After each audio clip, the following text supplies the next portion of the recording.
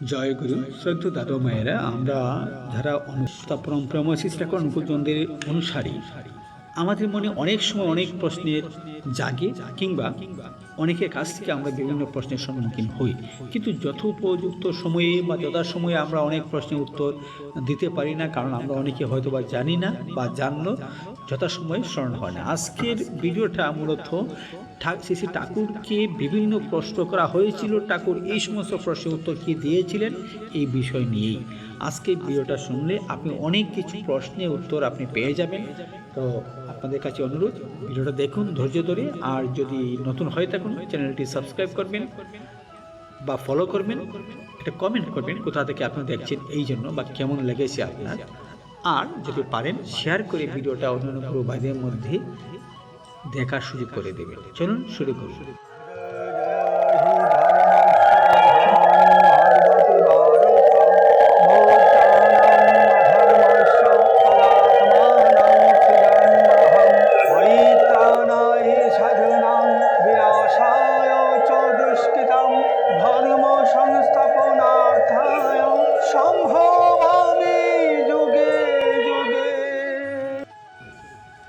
সদ্গুরু ধরলে কেমন করে কর্মফল বদলে যায়, এই প্রশ্ন করেছেন উমেশ দা।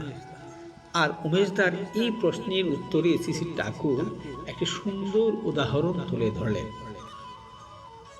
ভাগ্য ও কর্মফল বিভিন্ন স্তরে নিয়ে যায়। কেউ হয়তো অল্প পরিশ্রম করে সুখে থাকে এবং প্রচুর অর্থের মালিকও হয়, কেউ বা অক্লান্ত পরিশ্রম করেও দুবেলা দুমুঠো অন্য সংস্থান করতে পারছে না, কেউ বা সামান্য পয়সার ব্যবসা আরম্ভ করে অল্প দিনের মধ্যে বিরাট ব্যবসায়ী হয়ে ওঠে।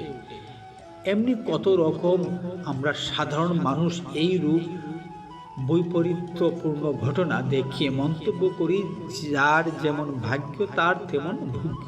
শ্রী শ্রী ঠাকুরকে এক দাদা প্রশ্ন করেছিলেন, অনেকের ভাগ্য ভালো থাকে, তারা বিশেষ কিছু না করেও অনেক সুযোগ সুবিধা পেয়ে যায়।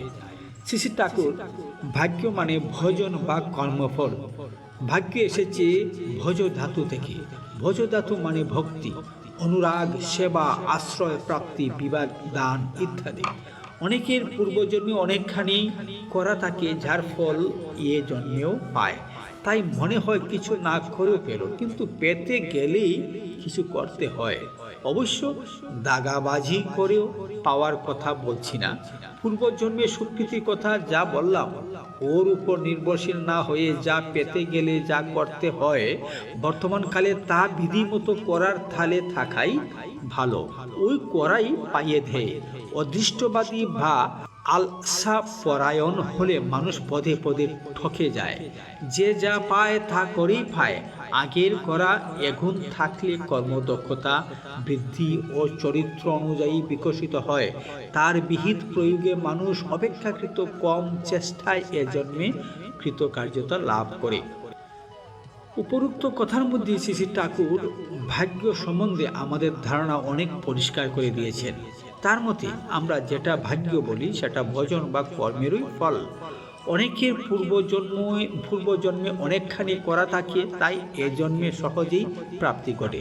আমরা অনেক ক্ষেত্রে দেখি ছোটবেলা থেকেই কোনো ছেলে মেয়ের সঙ্গীতের প্রতি প্রবল অনুরাগ থাকে এবং উপযুক্ত শিক্ষকের সান্নিধ্যে এসে খুব কম সময়ের মধ্যে অল্প আয়াসে সঙ্গীতের অর্থাৎ অনেক কিছু শিখে ফেলে কঠিন কঠিন রাগ রাগিনী অধিগত করে নিতে পারে। আবার একজন বয়স্ক লোক শত চেষ্টা করে শিখতে পারছে না, এমন কি ঠিক তাল অনুযায়ী হাত তালিও দিতে পারে না। বিশ্বকবি রবীন্দ্রনাথ ঠাকুর 8 বছর বয়সে কবিতা লেখা শুরু করেন। এ সকলই পূর্বজন্মের কৃতকর্মের ফল অনুযায়ী সম্ভব হয়েছিল। অনেক ক্ষেত্রে দেখা যায় এক ব্যক্তি ইহ জীবনে নানা প্রকার অকর্ম কুকর্ম করেও সুখে থাকে, অথচ আরেক ব্যক্তি সংসদভাবে জীবনযাপন করেও খুব কষ্ট ও অভাব অনটনের মধ্যে থাকে। এক্ষেত্রে শ্রী শ্রী ঠাকুরের মন্তব্য প্রণিধানযোগ্য। উমেশ দা প্রশ্ন করলেন, অপকর্ম করেও তো বহু মানুষ সুখে স্বাচ্ছন্দ্যে জীবন কাটিয়ে দেয়। শ্রী শ্রী ঠাকুর কর্মীর ফল সব সময় হাতে নাতে বোঝা যায় না উমেশদা। পূর্বে হয়তো তার কিছু ভালো করা আছে, তার ফলে এখন হয়তো সুখে স্বাচ্ছন্দ্যে আছে, আবার এখনকার অপকর্মের ফল হয়তো পরে দেখা দেবে। মুঠের ওপর কর্ম অনুযায়ী ফল ফলবেই, সে আজই হোক বা কালই হোক। তবে মানুষ ইষ্টার্থী হলে তার ভালো মন্দ সব কিছুকেই ইষ্টার্থী পূরণই করে তুলতে চায়, আর ওই মহড়ার পরে তার সব কিছুর একটা শুভ নিয়ন্ত্রণ হতে থাকে। তাই বলে সদ্গুরু লাভ হলে কর্মফল বদলে যায়। উপরোক্ত কথার মধ্যে আমরা এই ভরসা পেলাম যে মানুষ ইষ্টার্থী হলে তার কর্মফল অশুভের দিকে না গিয়ে শুভের দিকে নিয়ন্ত্রিত হয়। সদ্গুরুর নির্দেশিত পথে চলতে থাকলে মানুষের কর্মফল বদলে যায়। পূর্বে কিছু ভালো করা ছিল তাই মানুষ অপকর্ম করেও সুখে থাকে, কিন্তু এখনকার অপকর্মের ফল পূর্বকৃত কর্মের ফল শেষ হলেই অবশ্য দেখা দেবে। হঠাৎ কঠিন ব্যাধি, প্রয়োজনে মৃত্যু, মামলা ইত্যাদিতে অর্থহানি এই কারণে ঘটে। এইভাবে পরপর এমন বিপদ আসে যে সে দিশেহারা হয়ে যায়। আবার উমেশদা প্রশ্ন করেছিলেন, সদ্গুরু ধরলে কেমন করে কর্ম ফল বদলে যায়? আপনি একটু বলবেন। শ্রী ঠাকুর একটি সুন্দর উদাহরণ তুলে ধরলেন। তিনি বললেন, ধরো তোমার কর্মফল এমন আছে যে একটা সময় তোমাকে বাড়ি ছাড়া হয়ে পথে পথে ঘুরতে হবে। ধরো তোমার স্ত্রী তোমাকে এমন উত্ত্যক্ত করছে যে বাড়িতে ঠেকা তোমার দায়, তোমার তখন পথে পথে ঘোরা ছাড়া উপায় নেই। তুমি হয়তো সম্পূর্ণ গ্রহণ করেছ এবং যাজনশীল। তখন হয়তো তুমি বাড়ির এই অবস্থায় কিছুদিন আলগা হয়ে কোনো ঋত্বিকের সঙ্গে যাজন ব্যাপক দেশে গায়ে গায়ে ঘুরে বেড়ালে। তুমি যাজনে এমন মন হয়ে আছো যে সে আনন্দ তোমার শরীর মন বালু হয়ে গেল। সে সময়টা খুব দুঃখে কাটা উচিত ছিল, যে সময়টা খুব দুঃখে কাটা উচিত ছিল ইষ্টার্থ প্রতিষ্ঠার হিরে পড়ে সেইটি পরম আনন্দের হয়ে ওঠে। এইরকম হয় ছোট দাদা মায়েরা।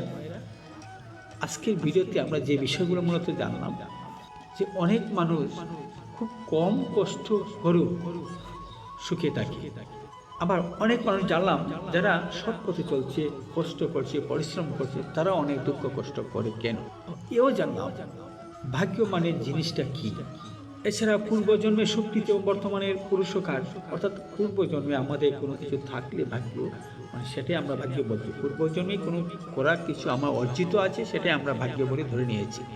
অপকর্ম করেও কোনো অনেক মানুষ সুখে থাকে, এই যে প্রশ্ন করা হলো, সেটাও কিন্তু পূর্বজন্মেরই তার একটা স্বীকৃতি। সদ্গুরু নির্দেশিত পথে চললে কর্মফল পরিবর্তনে আমাদের অবশ্যই আশা থাকে। যাই হোক দাদা মায়ের আজকের ভিডিওটা এই পর্যন্তই ছিল। কেমন লাগলো কমেন্টে জানাতে ভুলবেন না। ভিডিওটা শেয়ার করে দেবেন। ভালো থাকেন, দেখা হবে আমাদের পরবর্তী ভিডিওতে। জয় গুরু।